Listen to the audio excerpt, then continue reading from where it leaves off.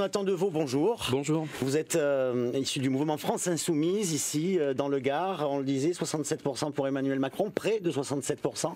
Comme beaucoup d'observateurs ce matin, vous considérez qu'il ne s'agit pas d'un vote d'adhésion? Oui, tout à fait. Oui. Déjà, nous, on se réjouit du score de Marine Le Pen au niveau national. Elle a été battue par Emmanuel Macron et elle a aussi été battue par l'accumulation de l'abstention, du vote nul et du vote blanc. Oui, elle arrive en troisième position. Elle arrive en troisième position. C'est ce qu'a dit M. Mélenchon Donc, hier soir. voilà, tout à fait. Nous, avec Daniel Floutier et Benoît Hode, les candidats aux législatives dans la deuxième circonscription du Gard pour la France Insoumise, on avait appelé au lendemain du premier tour à faire barrage, évidemment, au Front National et à ne pas donner une seule voix au Front National. C'est mission accomplie pour nous, donc on est très heureux de cette troisième place. Alors, c'est vrai que les législatives s'ouvrent et là, vous croyez vraiment que Jean-Luc Mélenchon, la France Insoumise peuvent, j'allais dire, rafler la mise? Oui, bien sûr, parce que nous avons ramené des abstentionnistes dans les bureaux de vote. On a encore beaucoup de travail à faire. Vous avez donné les chiffres dans le Gard, dans la deuxième circonscription du Gard. Marine Le Pen arrive en tête avec 50,9, Macron 48,9,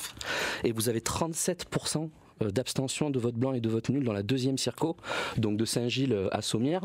Donc nous, on a un travail à faire à ce niveau-là pour ramener les abstentionnistes dans les bureaux de vote et les convaincre que nous sommes là pour incarner justement le pour les changement. convaincre. Eh ben, pour les convaincre, on va leur dire que s'ils en ont marre de voir les institutions de la Ve République à bout de souffle, porter un président de la République qui est élu avec 42% des électeurs inscrits, même pas 50, il faut voter France Insoumise pour qu'on puisse avoir un nombre de députés suffisant à l'Assemblée nationale pour pouvoir convoquer, il nous en faut 185, pour convoquer une assemblée constituante et réécrire la Constitution. Cela dit, des candidats France Insoumise, des candidats communistes, des candidats socialistes, des candidats écologistes, ça va être difficile quand même, non?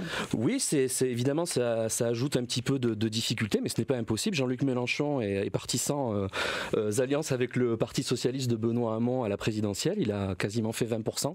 Benoît Hamon en a fait 6%.